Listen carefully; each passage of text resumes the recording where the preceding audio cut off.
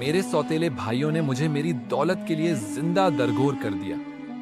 जो यहाँ के मालिक बनते हैं वह मेरे सौतेले रिश्ते हैं। मेरे वालिदैन के मरने के बाद मैं इस बंगले की वारिस बनी, लेकिन मेरे भाइयों ने मुझसे सब छीन लिया। मैं चीखती रही, रोती रही, लेकिन किसी ने न सुना। यहां इस तह खाने में मुझे जंजीरों में बांध दिया गया। मुझे भूखा प्यासा रखा गया, यहां तक कि मैं एक पानी के घूंट के लिए भी तरसती थी। मुझे कई कई दिन तक रोटी भी नहीं दी जाती थी।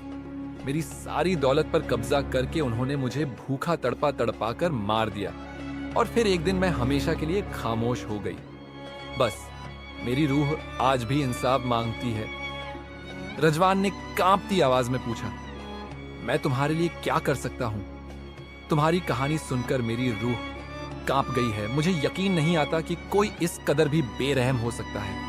मैं तुम्हारी हर मुमकिन मदद करने के लिए तैयार हूं। मुझे किसी दौलत का लालच नहीं। जहरा ने आहिस्ता से कहा, अगर तुम मेरी हड्डियों को इस कैद से आजाद करके करीबी कब्रिस्तान में दफना दो और मेरे कातिलों को बेनकाब कर दो, तो मेरी रूह हमेशा के लिए आजाद हो जाएगी। और मैं वादा करती हूं, तुम्हें तुम्हारी किस्मत से ज्यादा दूंगी। रजवान के दिल में हमदर्दी और खौफ की एक नई लहर दौड़ गई थी। उसने सिर हिलाकर हामी भर ली, लेकिन तभी पीछे से किसी के कदमों की आवाज सुनाई दी। कोई नीचे आ रहा था। रजवान फौरन झारा से दूर हट गया और दरवाजे के पीछे छुप गया। नीचे आने वाला शख्स खुद बंगले का मालिक था। उसके हाथ में एक पुराना ताला और चाबी थी। मालिक दरवाजा खोलकर कमरे में दाखिल हुआ और जहरा को मुखातब करके बोला, अब तुम कभी आजाद नहीं हो सकती, न तुम्हारी रूह न तुम्हारी दौलत। यह सब सुनकर रजवान का खून खौल उठा। अब उसे यकीन हो गया था कि यह आदमी जहरा का कातिल है।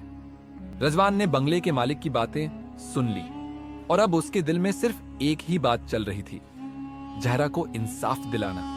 मालिक के वापस जाते ही रजवान ने जहरा की तरफ देखा। वह आहिस्ता से बोली, अब तुम सच जान चुके हो। अगर तुम हिम्मत करो तो मेरी रिहाई मुमकिन है। बस मेरी लाश को इस जगह से निकालकर दफना दो। रजवान ने फैसला कर लिया था।